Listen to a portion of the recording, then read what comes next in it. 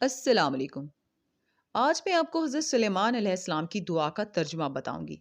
Please آپ اپنی دعاؤں میں اس دعا کو ضرور شامل کریں۔ یہ دعا ہر نماز کے بعد ایک دفعہ پڑھی جاتی ہے۔ یہ 19ویں سپارے کی سورۃ النمل کی آیت نمبر 19 کا حصہ ہے۔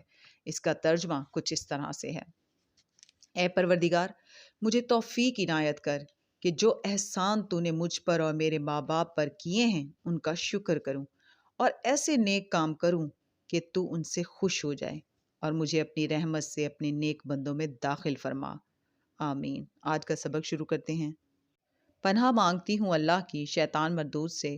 شروع اللہ کا نام لے کر جو بڑا مہربان نہایت رحم والا ہے۔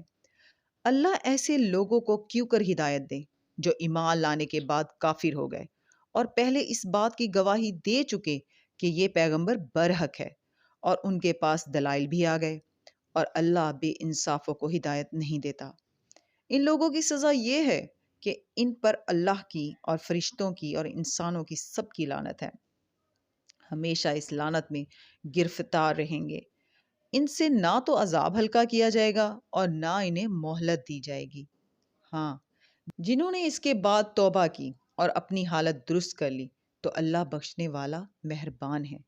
جو لوگ ایمان لانے کے بعد کافر ہو گئے پھر کفر میں بڑھتے گئے، ایسوں کی توبہ ہرگز قبول نہیں ہوگی، اور یہ لوگ گمراہ ہیں۔ صدق اللہ العظیم۔ کل انشاءاللہ پھر ملیں گے۔ اللہ حافظ۔